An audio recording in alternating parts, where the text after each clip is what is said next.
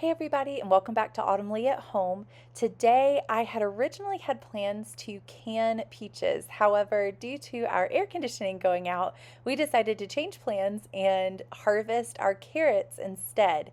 They look like they are ready. It has definitely been past time for us to harvest them. Typically, you want to harvest carrots anywhere from 60 to 90 days after planting them, and we planted these in the beginning of April. It is now mid-July, so it's been over 90 days or about 90 days since we planted them. I did not have high expectations for these carrots. I kind of knew that going into it when we were harvesting them that they would probably not yield a whole lot of carrots that were edible. However, I will say this was a huge fun experiment for our family. My kids had a blast planting them, and they had even more fun harvesting them. It was kind of like a treasure hunt for them. This was our first time planting carrots as a family, and we really enjoyed it. And there are three things that I learned from this year's harvest, and I wanted to share those with you guys because that way we can learn together and we can grow together. And for carrots specifically, three of the things that I felt were very important. And if you have grown carrots before, you can also share tips that you have learned as well in the comments below. The first one being plant your carrots further apart.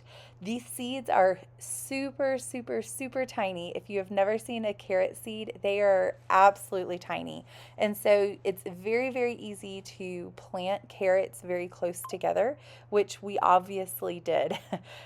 We planted them way too close together. I think I just got seed happy and just started sprinkling them everywhere. And we had great germination. That was a key, was just keeping the seeds moist in the very beginning until they germinated and you saw them sprouting out of the ground. So once you start seeing green, you don't have to keep them as moist, although you want to water them well.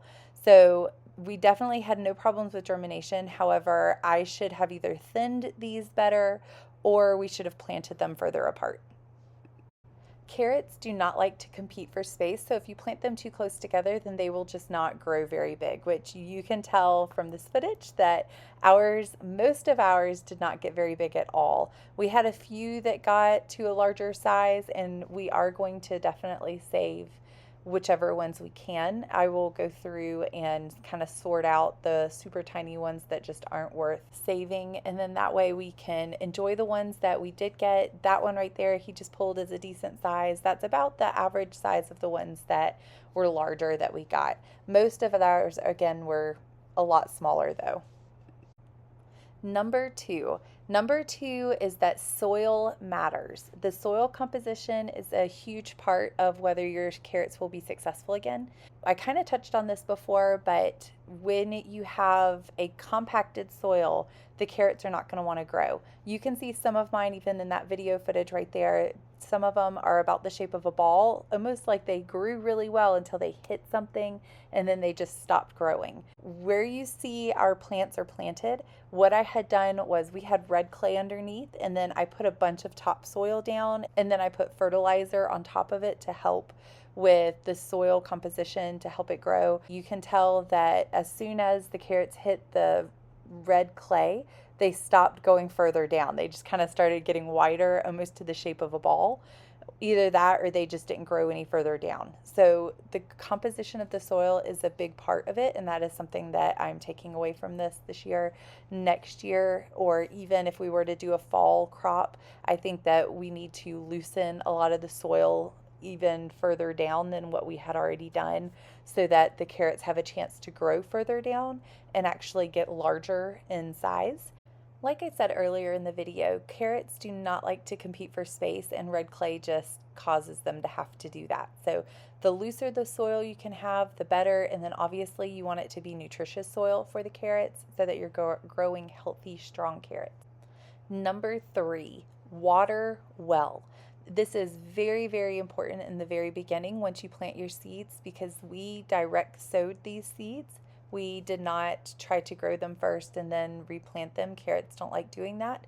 So we direct sowed these, and to get a really good germination rate, you want to keep the seeds as moist as possible in the very beginning. And then when you start seeing the green kind of pop through the surface, that's when you don't have to stay on top of it as much.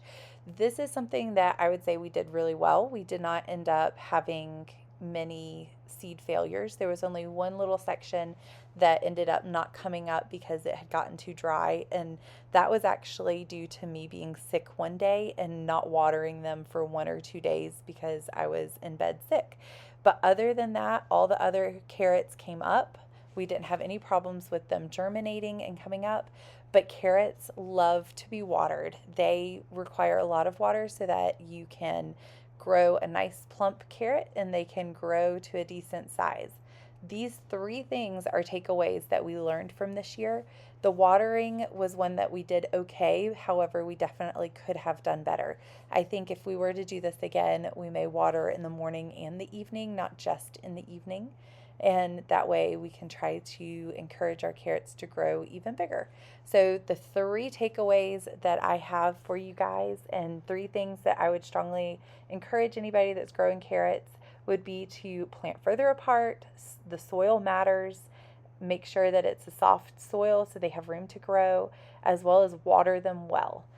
If you do those three things, I hope that you guys also have a successful carrot season and carrot harvest.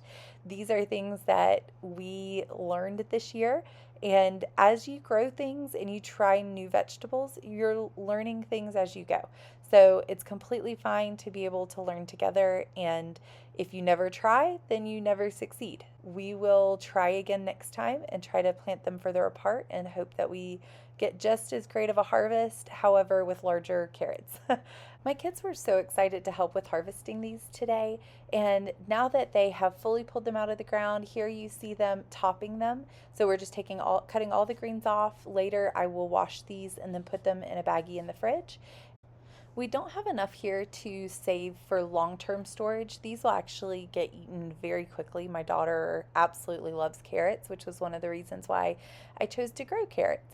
So what I'll do is I'm just going to use a peeler like you would on a potato, and peel off the hard layer of skin as well as some of the outer layer of dirt on the larger ones. And I may end up just throwing the smaller ones away because by the time I peel them, there's just not going to be much of a carrot there. But I will save whatever ones I can, and I will actually put them in a mason jar in the refrigerator. And then my daughter slash all of my other kids love to just pull those mason jars out of the fridge and eat them fresh. That is a healthy snack that we grew here at home, and they had a blast doing it. Thank you guys so much for watching and joining us here at Autumn Leigh at Home. Please like, subscribe, and share down below. Again, if you have any tips and tricks for carrots or carrot harvest or growing carrots, by all means put them in the comments below. I hope that you guys have a wonderful week, and I hope to see you guys next time.